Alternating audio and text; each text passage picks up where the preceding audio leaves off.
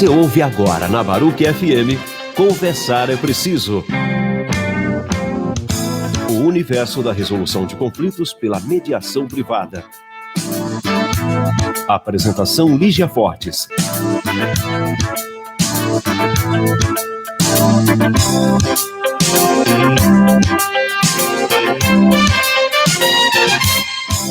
Olá, pessoal!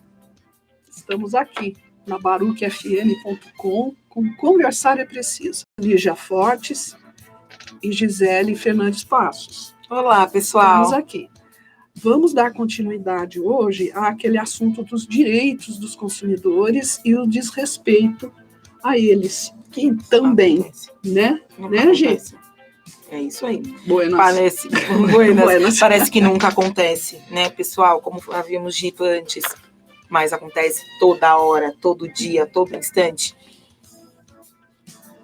E aí, o que mais que você vai falar? E aí, primeiro, antes de absolutamente mais nada, vou colocar para vocês as nossas mídias sociais, onde vocês podem nos achar, nos encontrar a qualquer hora, a qualquer dia. Estamos no Facebook, no @Mediacão, Arbitragem Práticas Colaborativas, Instagram com Suceder e Mediacão, no Twitter como Suceder e M, no YouTube como Suceder e Mediação, inclusive ver aí os nossos programas anteriores, qualquer um que vocês tiverem aí saudade, relembrar, ouvir novamente algumas informações, vão lá no YouTube. Temos também o nosso WhatsApp, que é o DDD 11 991455258, e o nosso e-mail, contato@sucederemediacão.com.br. Nesses dois últimos, tanto no WhatsApp quanto no e-mail, aguardamos aí as sugestões, notícias, novidades, e aí qualquer coisa que vocês queiram para os próximos programas, tá? Não lembram de absolutamente nada do que eu coloquei aqui? Não tem problema. Nós estamos lá no site da sucederemediacão.com.br, onde estão todas as nossas mídias sociais, número de WhatsApp, enfim, qualquer forma de contato que vocês precisem conosco, tá? E, além disso, para finalizar, eu vou lembrar vocês dos nossos horários dos programas, tá? Nós estamos sempre às terças, às 13 horas, tá? Sempre ao vivo, às terças, às 13 horas, e temos as nossas reprises, que acontecem às quintas-feiras, às 19 horas, e aos sábados, às 17 horas, para vocês nunca sentirem uma saudade muito grande, e sempre tá lá com a gente, se não conseguir ver na terça, ver na quinta, não conseguiu na quinta, no sábado, e assim por diante, tá? Então, pessoal, vamos Só lá? tudo isso. Vamos lá? Também nós estamos tomando a seguinte medida: tudo que nós formos falando nos programas, nós vamos disponibilizar, vamos sempre disponibilizar as indicações, os órgãos públicos, bem como um texto resumido do que nós falamos aqui no programa, tá bem? Agora, nós estávamos tratando, como eu disse no início, né, assim, né, gente, dos direitos do consumidor e o descumprimento deles, né? A gente observa, pessoal, que todos os direitos fundamentais, os direitos de vulneráveis, do mais fraco, todos eles demoram muito, né? Não só no Brasil, é que o Brasil está mais atrasado ainda, né? Quando lá fora faz 10 anos, aqui vai ficar uns 20, 30 para chegar. Mas sempre, desde o discurso do Kennedy, né? Lá em 1962, sim, sobre direitos do consumidor, foi ele quem a primeira vez falou sobre o assunto, né, mandou uma moção ao Congresso Nacional, lá nos Estados Unidos, falando daqueles direitos, 4 direitinhos básicos, né? Ele falava na época sobre o direito à saúde e à segurança, o direito à informação, o direito à escolha e o direito de ser ouvido, né? E vejam, nada dessas coisas aqui no Brasil são, vamos dizer, são muito exercidas, né, Afrânio? Nada disso aqui é muito exercido, é muito difícil, né? sempre precisamos ir à luta, porque as coisas aqui demoram demais. E dependendo de quem está no plantão, né, de quem está no plantão, nos governos, né, das 3 esferas, União, Estados, esfera federal, Sim. Estadual e municipal, aí nós vamos ter, a gente sempre assim, tudo bem, não ganhou meu candidato, né? Aí você reza, bom, tomara que esse que ganhou, ele faça alguma coisa. Faça alguma coisa que dê tudo certo, né? A gente tem que partir para torcer que tudo vá bem, né? Não vamos nem comentar nada agora, a gente tem uma conversa sobre isso, no Conversa na Varanda, né? Isso aí. Mas a gente torce. Mas aqui as coisas são devagar, quase parando, né? No Brasil, por exemplo, essa questão desses direitos do consumidor chegou ao texto constitucional em 1988, porque antes era o texto da época da ditadura militar, né? Então, aí, 1988, que é a primeira do Estado moderno, democrática, né, de direito. Constituição democrática. Então, foi o texto primeiro que falou sobre isso, no seu artigo 5º, que é o artigo dos direitos fundamentais, tá, pessoal? Tem um monte de coisa lá, é enorme, enorme.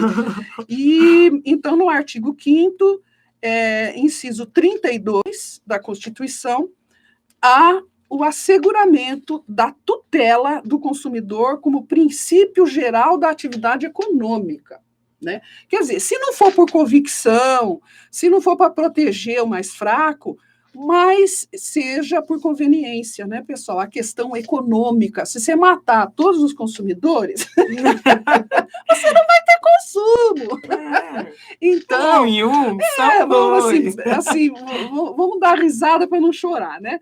Mas é isso aí.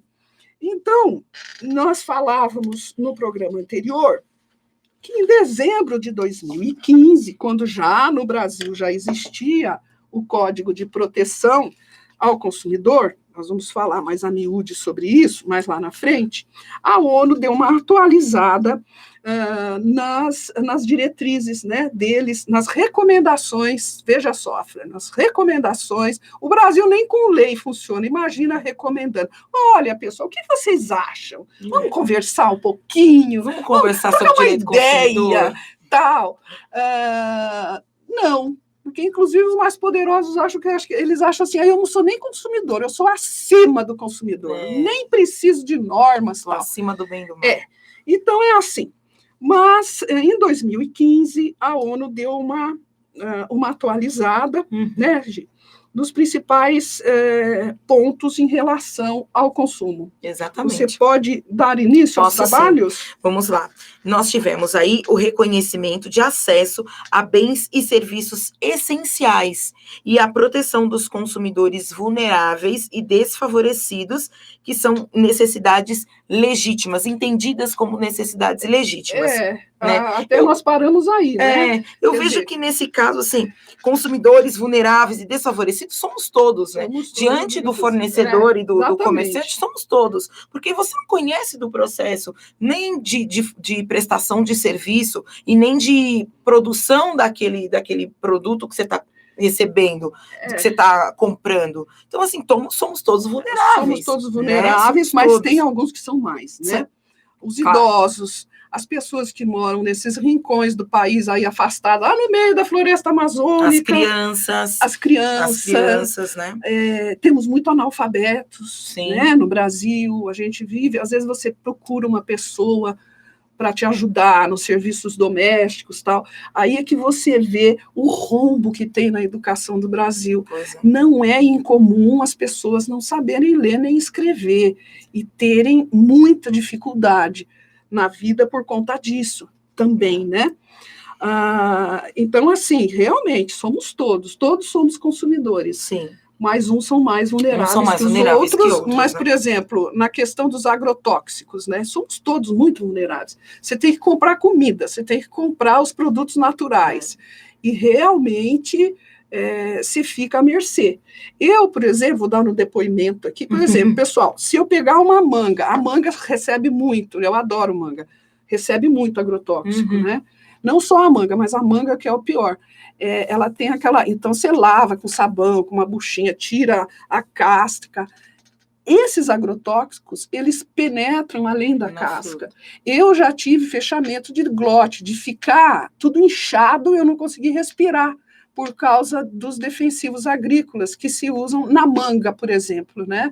Eu sou bem sensível a essas coisas.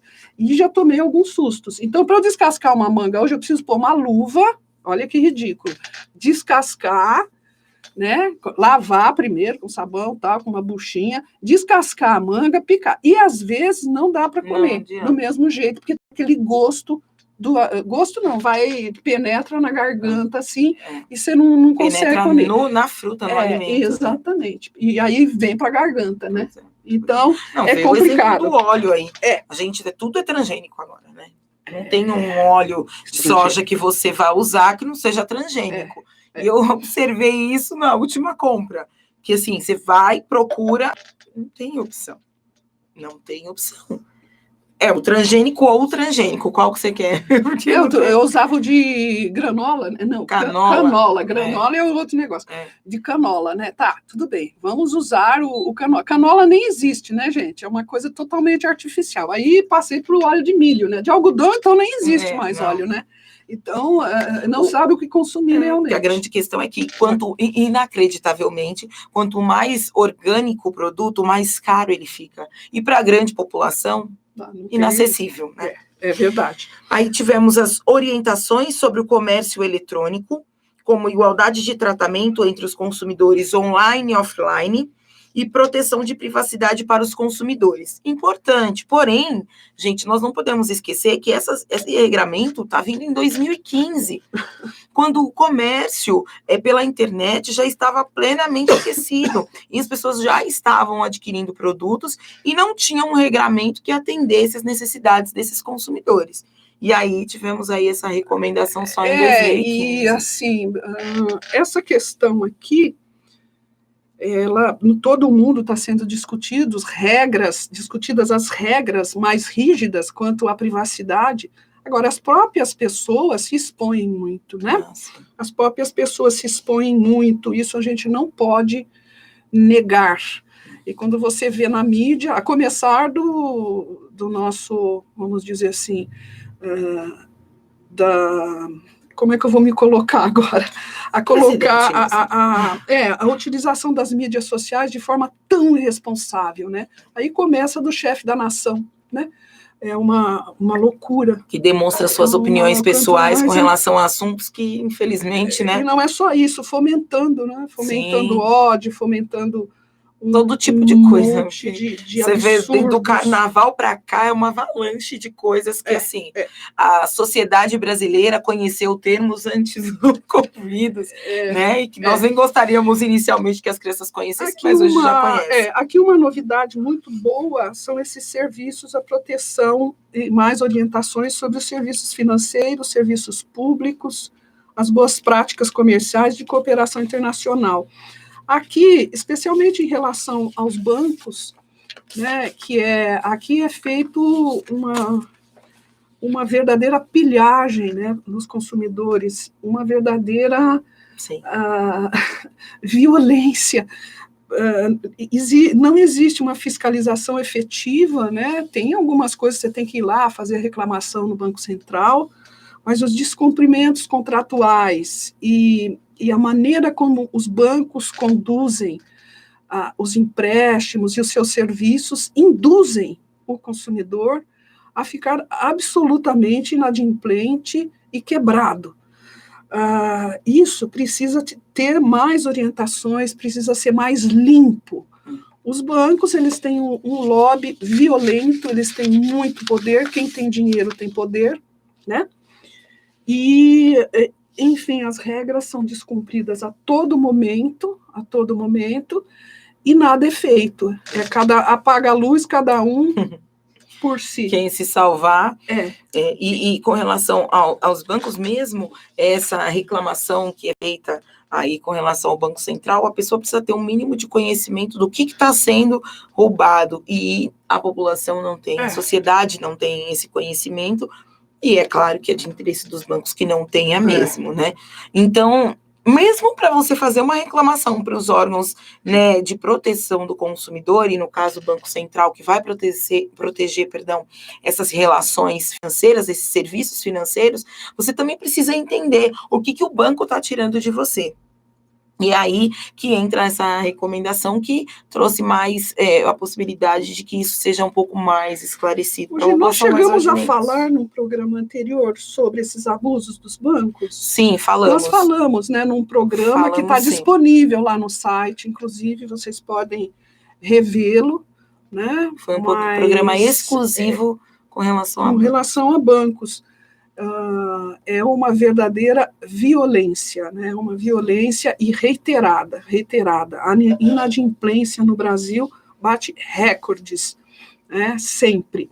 Nós vamos colocar para vocês o site do IDEC, do PROCON, especialmente o IDEC, ele traz os índices de endividamento, uma série de informações muito importantes. Eu não sei se a gente colocou naquela época. Com relação ao IDEC, já foi colocado lá, na verdade, ranking dos piores serviços prestados aí ao consumidor. Mas agora nós vamos colocar os contatos com o IDEC, né? Isso. Essas informações já foram colocadas, porém elas serão atualizadas e incluídas algumas outras, como as agências reguladoras de todos esses serviços públicos aí. A ONU também, ela sugeriu a criação de um painel intergovernamental de especialistas sobre política, direito e defesa do consumidor para monitorar a implementação das diretrizes. Vamos lá para a África, para a Ásia, aqui para o Brasil, América do Sul. Eu não vou comentar mais nada. É muito bonito. Né? Agora nós vamos passar a falar o que acontecia no Brasil. Nós já falamos da Constituição, né? A primeira Constituição pós-ditadura, de 1988, que também, naquele artigo, nós mencionamos o 34, e aqui tem o inciso 34 do artigo 5º, e tem o inciso 32, né, que fala sobre o direito fundamental, e ainda no artigo 170, que fala também de o princípio dos direitos do consumidor, da proteção ao consumo, ao consumidor, está lá na ordem econômica. Isso, artigo 170, inciso 5. Inciso 5. A correlação disso, desse embasamento, né, dessas diretrizes da ONU e da Constituição Federal, em 1990, depois da Constituição, portanto, foi promulgado o Código de Defesa do Consumidor, defesa e proteção do consumidor, né? É uma lei... Lei 8.078, de 11 de setembro de 1990, 2 anos depois aí da promulgação da nossa Constituição Federal. E é interessante, naquelas disposições transitórias que tem lá na Constituição Federal, o prazo para a elaboração desse código, votação e colocar em vigor era de 180 dias. Ora, os prazos. Uma banana para os prazos. Ninguém. Então, saiu em 90, antes tarde do que nunca, né? É só para ser um alento. E é uma lei espetacular. Ela é uma lei muito bem feita, é uma lei muito moderna, e realmente trouxe uma grande inovação. Nós estamos ainda, em termos de prática dos direitos do consumidor, engatinhando. Nós caminhamos, mas ainda falta muito, né, gente? Falta muito. Falta muito em termos de legislação e em termos de respeito a essa legislação. Hoje, os fornecedores de serviços e comerciantes, enfim, eles estão mais preocupados com isso, porque, né, notaram a importância disso e a população passou a tomar um pouco mais de conhecimento com relação aos direitos, ainda que, né, pouco, mas ainda tomou mais noção dos direitos que tem com relação às relações de consumo. E é interessante notar, né, Gi, que mesmo com toda essa lei, que é um arcabouço jurídico tão importante e tão bem feito, seja tão desrespeitado, né, pessoal? Seja pelos bancos, pela indústria de alimentos, e especialmente pelo poder público. Sim. Então, o Brasil é muito complicado por isso, porque o primeiro a desrespeitar as regras é o próprio poder público, né? É o Estado, é quem governa, que desrespeita. O código, o legislador do CDC, do Código de Defesa e Proteção, CDC não traz o P, mas é Código de Defesa e Proteção ao Consumidor, ele trata os direitos do consumidor como direitos básicos, pessoal. São direitos, é o mínimo que você tem, né? É da onde você tem que partir, é a base dos direitos do consumidor. No artigo 6º, ele traz esses direitos, né? No artigo 6º traz esses direitos, 6º do Código. Isso. Nós vamos falando a miúde, dando exemplos sobre eles, tá bom? Então vamos lá, Gi. O primeiro é a proteção da vida, saúde e segurança contra os riscos provocados por práticas no fornecimento de produtos e serviços considerados perigosos ou nocivos. Pois é. Eu estou usando muito a indústria de alimentos, os alimentos, vinculando aos agrotóxicos. Realmente é uma questão muito, muito, muito séria, e há um desrespeito reiterado da parte da indústria de alimentos, da parte dos... a indústria, o agronegócio também, né? A indústria dos alimentos engloba isso. Isso é uma coisa que acontece de uma forma catastrófica e deixa mortes e feridos, e feridas também, né? Essa proteção da vida, saúde, segurança contra os riscos por práticas, isso daqui é muito ainda incipiente no Brasil. Sim. Eu me lembro, deixa eu pegar água, eu me lembro, na época, eu participava de todas as associações para a criação de transportes de cargas perigosas, né, que incluem os agrotóxicos. Até hoje, gente, faz quase 40 anos, até hoje, isso não foi de uma forma... definitivamente decidida. Sistematizado de uma maneira a englobar tudo, né? Essa parte da rotulagem dos alimentos, essa parte dos transgênicos, essa parte essa rotulagem que tem que trazer de uma forma muito clara para quem é diabético, para quem não pode comer gordura, a questão do sódio, do sal, tudo isso, glúten, ainda é muito falho. É muito falho no Brasil. Assustadoramente falho. E a fiscalização também é absurdamente falha. Né? Nós não temos estatística, né, das mortes que acontecem e de todo o estrago que isso faz para quem fica vivo ainda. Nós não temos estatística no Brasil, né? Não que não exista. Ela só ainda não foi colocada. Aqui, no número 2... No número 2, a educação e a divulgação sobre o consumo adequado dos produtos e serviços, asseguradas a liberdade de escolha e a igualdade nas contratações. Isso também é muito falho, porque o que acontece? A gente tem alguns produtos que são monopolizados, que é uma indústria que faz, ou duas, um país continental que nem o Brasil, né? Serviços também, essa liberdade de escolha é uma liberdade limitada, muito limitada. Né, Até porque, às vezes, você não tem um outro parâmetro para escolha. Não tem. Às e vezes tem o não. preço também, né? Também. Como, por exemplo, que a gente estava falando entre um produto preço transgênico e um orgânico, né? por exemplo. Muitas vezes a população não tem condição de fazer essa escolha. E ela acaba sendo obrigada a consumir aquele produto que sabidamente vai fazer mal, mas ela não tem essa opção. Mesmo os orgânicos, os sem agrotóxicos, eles são muito, muito caros, né? Caros. E são em pontos específicos da cidade. E difíceis, né, de achar. Difíceis né? de Tem achar. algumas feiras de produtos orgânicos, eu conheço duas, na verdade. Tem uma no Parque da Água Branca, né? Eu acho que é aos sábados, eu não sei se é aos sábados ou aos domingos, mas depois eu posso verificar e colocar para vocês. E eu sei que tem a única que eu conheço, em Cotia, num parque lá em Cotia, que acontece uma vez no mês. E aí vem alguns produtores que se reúnem e fornecem alguns serviços. Pessoal, Cotia, aqui na Grande São Paulo, é um lugar assim, bucólico, é uma natureza, é muito gostoso. A Gi mora lá, olha que chique. É muito gostoso, é um lugar, mas é muito caro.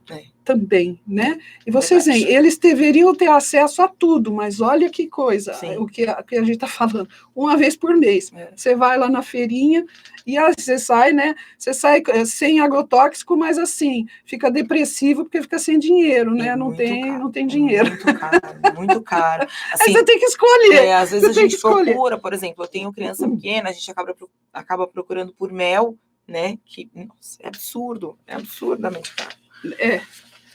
Ou seja, sem escolha, né? Aqui tem uma lei que saiu em 2012, que ela é uma lei que complementa o Código de Defesa do Consumidor, que fala da informação que tem que trazer nos rótulos a informação adequada e clara sobre os diferentes produtos e serviços, com especificação correta de quantidade, características, composição, qualidade, tributos, isso não acontece, incidentes e preço, bem como sobre os riscos que apresentem. Essa é uma redação dessa lei 12741 de 2012, pessoal. É uma atualização. Né? É uma atualização da lei. Aí também traz aqui a proteção contra a publicidade enganosa também, né, pessoal? E abusiva. Tudo isso, essas normas são bem programáticas, né? O Código de Defesa do Consumidor, na verdade, ele é o regulamento de uma lei que foi criada para a defesa do consumidor e vem aí o regulamento, que é outra lei. O que é o regulamento? É aquele que coloca em prática o que se fala na lei, né? Exato. O que se fala na lei. Só que mesmo assim, por exemplo, este inciso 4 aqui, que trata da proteção do consumidor contra a publicidade enganosa e abusiva, olha, também não é muito aplicada, né, pessoal? É uma coisa bem complicada. Porque quem fala do métodos comerciais coercitivos ou desleais, que é mais coercitivo e desleal o tratamento do banco com o cliente? E continua. A gente vai. Experimenta e abrir uma conta poupança sem dinheiro nenhum. Experimenta abrir uma conta corrente sem que o banco te force a adquirir um produto, uma venda casada, né, que eles chamam, um outro produto que você não quer. Você quer ir lá só abrir uma conta corrente para ter uma movimentação da sua conta. Tenha certeza, você vai sair com um cheque especial e um cartão de crédito, no mínimo. No mínimo. A venda casada, né, pessoal? Pois que é proibida, né? Que é mais coercitivo e desleal que isso? Nós estamos caminhando aqui para o final do programa. Uhum. Aqui nós temos mais... Afrânio, nós vamos fechar isso aqui, vamos precisar de um pouquinho mais de tempo, né? Sim. Nós vamos fechar aqui, nós falamos o essencial, mas, por exemplo, a modificação unilateral de cláusulas contratuais. Isso aqui, isso aqui o governo é o zero e vezeiro, né? O governo, a gente diz assim, administração pública, né, pessoal? Principalmente os contratos com a administração pública, né? Sim. Com a desculpa que tem que haver o equilíbrio, porque é uma coisa do trato público, né? Mas não é bem assim que a coisa funciona. E aqui nós poderíamos também incluir os bancos. As práticas inadequadas dos bancos. Vejam que, né, os bancos estão em praticamente todos os incisos. Estabelecem prestações desproporcionais ou sua revisão em razão dos fatos sobrevenientes que a torne excessivamente onerosa. Isso acontece direto, né? Sim. Aqui fala da efetiva prevenção, o direito à efetiva prevenção e reparação dos danos patrimoniais e morais. Inciso 6. Nós falávamos no programa anterior. Sim. Que isso também, as indenizações são pífias. A busca do consumidor pela indenização, que só pode acontecer através do judiciário, né? Pode ser que haja, por exemplo, quando o consumidor vai fazer um acesso ao PROCON, pode ser que haja um acordo lá com o fornecedor ou consumidor, mas nunca para indenização. Eles não pagam indenização em termos de nem mediação, né? Quando a gente faz aí um serviço de mediação ou conciliação com relação, pública, né? Na privado, você não, eles não pagam indenização, a não ser que você acesse judicialmente, faça provas, etc. E essa indenização, se vir, quando vir, ela vem de uma forma muito diminuta. Nós, como vocês veem, hoje nós estamos lidando, é claro que há exceções, né? Mas em regra você não consegue fazer uma mediação, fazer um acordo, né? É muito difícil. É muito difícil. Facilitação, esse é importante, a facilitação da defesa dos direitos do consumidor. Nós temos uma coisa bem moderna no CDC, que é a inversão do ônus da prova. O que é esse nome complicado, né? Porque, assim, quem é que detém as informações sobre o produto, a facilidade de fazer a prova, quem é? É o fornecedor, né, do serviço ou do produto. Você não tem como, por exemplo, se o banco não lhe dá o contrato que ele está a exigir de você, e acontece isso muito, muito, muito, hoje é tudo eletrônico, com essa desculpa, então você faz lá um contrato com o banco, tal, vai lá na agência, tal, e nunca recebe o contrato. Então, você não sabe nem o que tem lá dentro, nem o que está sendo cobrado. Nem o que está sendo cobrado, né? Então, essa inversão do ônus da prova, o que significa? O banco é obrigado a produzir essa prova e trazer para os autos o contrato, sim, que você não tem porque ele não lhe ofereceu, não lhe deu a sua via, né? Só ressalvando que, nesse caso dos bancos, inacreditavelmente, não se é reconhecido como uma relação de consumo. Muitos juízes, e acho que a maioria, né, não entende que a relação do banco com o cliente, e vejam o absurdo, entender que isso não é uma relação de consumo. Por não entender que é uma relação de consumo, você não consegue essa inversão do ônus da prova no processo. É claro que você consegue, de alguma forma, que o banco traga esse contrato para o processo, ele é obrigado a trazer, porque é o único possuidor dessa informação, mas não através da inversão do ônus da prova com relação ao banco, né? Depende, se a pessoa for física... Sim, pessoa física, sim, né? Sim, pessoa física. Pessoa física, sim, consegue. Se é pessoa jurídica, embora as pessoas jurídicas não vão ao supermercado nem à escola, você não vai encontrar uma empresa fazendo compra no supermercado, elas são consumidoras, né? E há entendimentos, né? Considerando consumidor. E, por último... Aí a gente só pulou o item, porque eu acho que a gente já tinha falado alguma coisa, tá. Eu não... Como a gente está com... já falamos de que o judiciário não funciona, né? Certo. Muito bem. Esse é o item 7. Nesse aspecto também, né? E aí, o último inciso 10, ele está adequado e eficaz prestação dos serviços públicos em geral, pessoal. Então, aqui... Nós vamos parar nesse ponto aqui. Quais são os serviços públicos? Luz, água, telefonia, a internet, TV a cabo, tem mais coisas. Que mais? Planos de saúde. Planos de saúde que se revestem num formato público, né? Porque são as concessionárias, mas as concessionárias estão no lugar do Estado. Sim. Então, tem que prestar. Isso aqui nós vamos acabar de discutir no próximo programa. Por quê? Agora nós vamos para onde? Para a varanda. Para a varanda. Conversa na varanda. Vamos ficar mais tensos um pouquinho. Vamos lá.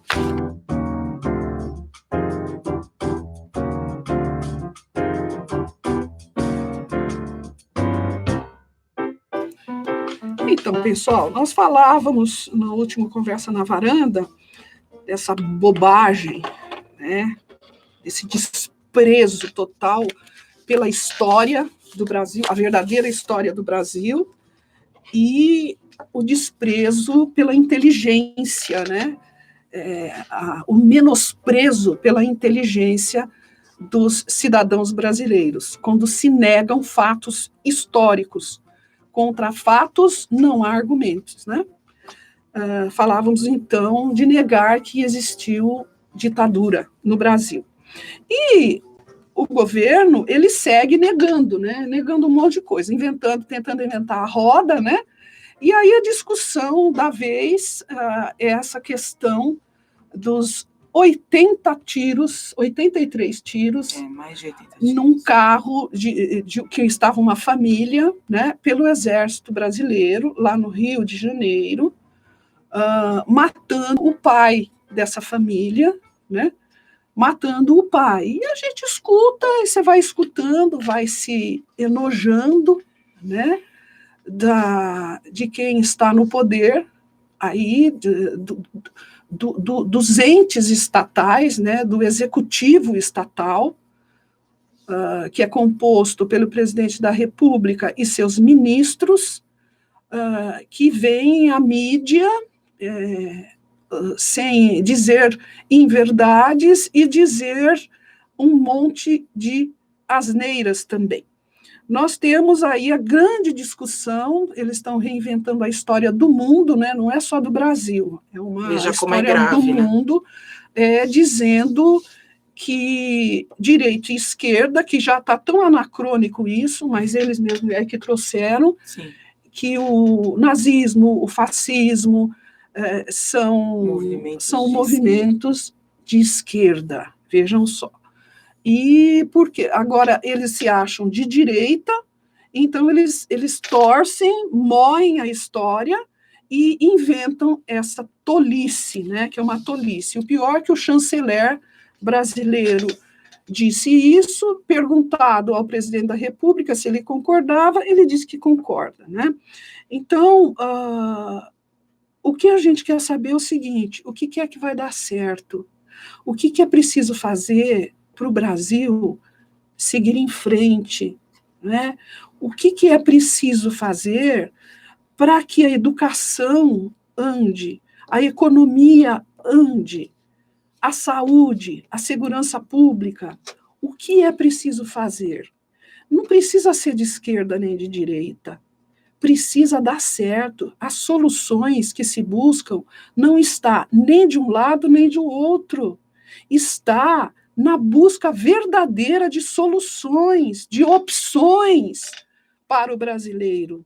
Não está na determinação que parece inabalável de causar o incômodo, o conflito, né? De dizer que os 83 tiros, se o exército quisesse mesmo matar, acertar, 83 tiros teriam matado todo mundo. Que então, não foi preciso. Que não foi preciso, né? Por isso que não morreu todo mundo.